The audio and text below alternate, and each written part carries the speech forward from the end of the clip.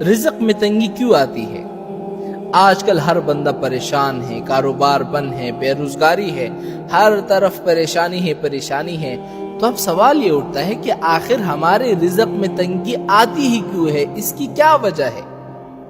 تو میرے بھائیوں، 4 باتیں میں آپ کے سامنے رکھوں گا۔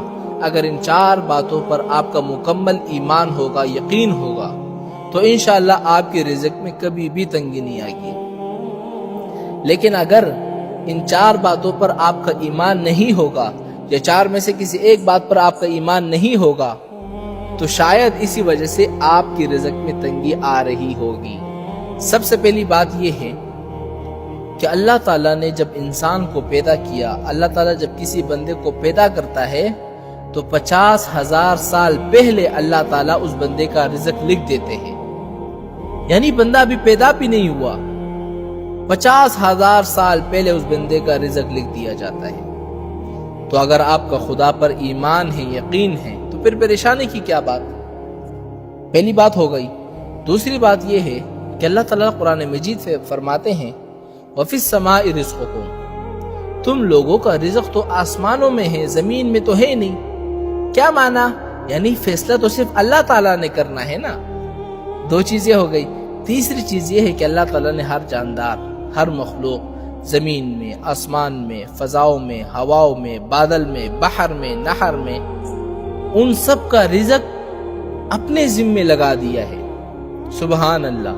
حالانکہ اللہ پر تو کوئی چیز واجب نہیں ہے نا، لیکن یہ اللہ تعالیٰ کا کمال ہے اور رحمت ہے کہ قرآن میں ہے نا وَمَا مِن دَابَّةٍ فِي الْأَرْضِ إِلَّا عَلَى اللَّهِ رِزْقُهَا، کہ ہم پر واجب ہے ان سب کا رزق۔ 3 چیزیں ہو گئی۔ چوتھی چیز یہ ہے کہ ابھی بچہ ماں کے پیٹ میں ہوتا ہے، یعنی رحم میں ہوتا ہے، تو اللہ تعالیٰ فرشتوں کو حکم دیتے ہیں، اور حکم کیا دیتے ہیں کہ اے فرشتوں لکھو، اس بندے کا رزق لکھو کہ اس کو کتنا رزق ملے گا۔ دوسرا یہ بھی لکھو کہ اس کی عمر کتنی ہوگی۔ تیسرا یہ لکھو کہ اس کی موت کب ہوگی اور کہاں ہوگی۔ اور چوتھا یہ لکھو کہ یہ نیک بخت ہوگا یا بدبخت ہوگا۔ یعنی ہر چیز لکھی جا چکی ہے۔ یعنی ابھی بندہ ماں کے پیٹ میں ہوتا ہے، باہر بھی نہیں نکلا، تو اللہ تعالیٰ نے ہر چیز پہلے لکھ دی ہے۔ اور یہ بھی فرما دیا نحن قدرنا بینہم معیشتہم، کہ دنیا کی زندگی میں جو رزق ہے نا، ہم نے اس کو تقسیم کر دیا ہے۔ ورفعنا بعضهم فوق بعض، کسی کو ہم نے زیادہ کر دیا، کسی کو ہم نے اونچا کیا، کسی کو ہم نے نیچے کیا۔ اللہ یبسط الرزق لمن یشاء ویقدر، اللہ چاہے بڑھا دے چاہے کم کر دے۔ میرے بھائیوں، یہ رزق ہماری قابلیت پر نہیں ہے، ورنہ آپ دیکھیں نا کتنے بڑے بڑے علامہ، کتنے بڑے بڑے علوم کے پہاڑ، وہ کھانے کی بھی محتاج تھے، دولت کی بھی محتاج تھے، کوئی گھر نہیں، کوئی ٹھکانہ نہیں۔ تو اگر ہمیں اللہ کی ذات پر ایمان ہے اور اللہ کے فیصلوں پر اگر ہمیں یقین ہے، تو پھر پریشان ہونے کی کوئی بات نہیں ہے۔ اس لیے ایک روایت میں آتا ہے نا کہ انسان کو جیسے اس کی موت ڈھونڈتی ہے نا، رزق بھی ڈھونڈتا ہے۔ یعنی موت اس کو ڈھونڈتی ہے کہ اس کو کہاں پر مرنا ہے، وہیں اس کو موت آتی ہے، تو رزق بھی اس کو ڈھونڈتا ہے۔ اس بندے کو اس وقت تک موت نہیں آئے گی جب تک اس کو اس کا پورا رزق نہیں ملے گا۔ اب آخری بات یاد رکھنا، یہ بڑی اہم بات ہے کہ ایسی پریشانی اور رزق میں تنگی آخر آتی کیوں ہے، اس کی کیا وجہ ہے؟ آپ اچھا خاصا کھا رہے پی رہے ہیں، بڑے کام چل رہے ہیں، کاروبار میں فائدہ ہی فائدہ ہے، ہر طرف سے نفع ہی آ رہا ہے۔ قرآن میں اللہ تعالیٰ نے ایک مثال ذکر کی ہے، پہلے میں آپ کو وہ بتا دیتا ہوں۔ ضرب اللہ مثلا كانت قرية آمنة مطمئنة، کہ ایک بستی والے تھے، بڑے سکون سے، امن سے، اطمینان سے رہتے تھے، اور ان کو ہر طرف سے رزق آتا تھا۔ کیا معنی؟ یعنی آسمان سے بارش برستی تھی، زمین سے پھل نکلتے تھے، کاروبار میں نفع ہی نفع ہو رہا تھا، ہر طرف سے ان کے لیے رزق کا انتظام اللہ تعالیٰ نے کر دیا۔ لیکن آگے کیا کیا؟ کفرت بانعم اللہ، انہوں نے اللہ تعالیٰ کی نعمتوں کی ناشکری کی، نافرمانی کی۔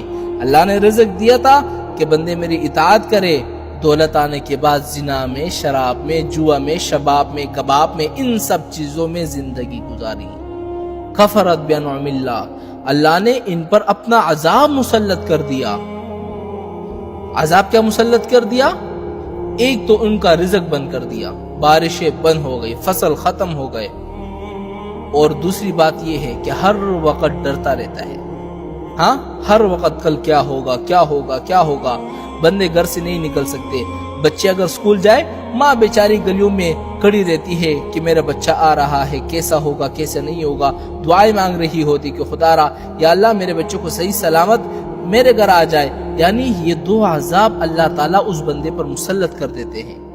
تو آپ مجھے یقین سے کہیں، ایمان سے کہیں کہ یہ دو عذاب آج ہم پر آئے ہوئے کہ نہیں؟ رزق بند ہے، ہاں، اور ہر وقت ڈرتے رہتے ہیں۔ اس کی کیا وجہ ہے؟ قرآن خود کہتا ہے بما کانوا یعملون، ان سب کی وجہ یہ ہے کہ جو تم نے گناہ کیے ہیں نا، یہ انہی کی سزا ہے۔ اور یہ بھی حضور کا فرمان ہے کہ کوئی عذاب، کوئی مصیبت، کوئی پریشانی اس وقت تک نہیں آتی مگر جو تم لوگوں نے گناہ کیے ہوتے ہیں۔ تو اب یہ رزق میں تنگی، یہ سارا پریشانی آپ کے کیسے ختم ہوں گے؟ حضور نے کیا فرمایا؟ الا بتوبۃ، جب تک بندہ توبہ نہ کرے۔ اس لیے میرے بھائیوں ہمیشہ یاد رکھیں کہ یہ جو پریشانی ہے، یہ جو بھوک ہے، یہ جو ڈر ہے، یہ سب اسی وجہ سے ہے کہ ہم نے اللہ تعالیٰ کی نعمتوں کی ناشکری کی۔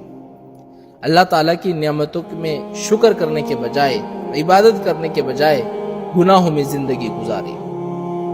اور اب ہم لوگ اس اسٹیٹ پر پہنچ چکے ہیں کہ گناہ کو گناہ بھی نہیں سمجھتے نا۔ یہ ہماری آخری حد ہے بربادی کی۔ ایک تو یہ ہے کہ بندہ گناہ کرتا ہے اور یہ سمجھتا ہے کہ میں گناہ کر رہا ہوں، غلط کر رہا ہوں، اللہ کی طرف وہ لوٹ جاتا ہے، اللہ سے شرمندہ ہوتا ہے، توبہ کر لیتا ہے۔ لیکن ایک ہے جو گناہ کو گناہ بھی نہیں سمجھتا، فخر کرتا ہے کہ جی ہم تو انجوائے کر رہے ہیں۔ آج شادیوں پر، بڑے بڑے ہوٹلوں میں، کلبوں میں، آج بڑے بڑے پارٹیوں میں ایسے ایسے گناہ ہو رہے ہیں کہ ایسا معلوم ہوتا ہے کہ ابلیس ان علاقوں سے چھٹی کر گیا ہے۔ یعنی ابلیس بھی کہتا ہوگا، شیطان بھی کہتا ہوگا کہ اب میری یہاں پر ضرورت نہیں ہے، یہ لوگ تو پہلے سے بھٹکے ہوئے ہیں، یہ تو اتنے بھٹکے ہوئے ہیں، یہ تو مجھ سے بھی زیادہ بھٹکے ہوئے ہیں۔ تو ان سب کا علاج کیا ہے؟ ان سب کا علاج یہ ہے کہ اللہ تعالیٰ کی قدرت پر یقین رکھو، اللہ تعالیٰ کی رحمت کی طرف لوٹ آؤ، اللہ تعالیٰ کے دروازے پر آؤ، توبہ کرو اور آ کر گر گڑاؤ، اللہ سے مانگو، عاجزی سے مانگو۔ توبہ کرو گے انشاءاللہ میں کہ گارنٹی دیتا ہوں رزق میں تنگی ختم ہو جائے گی۔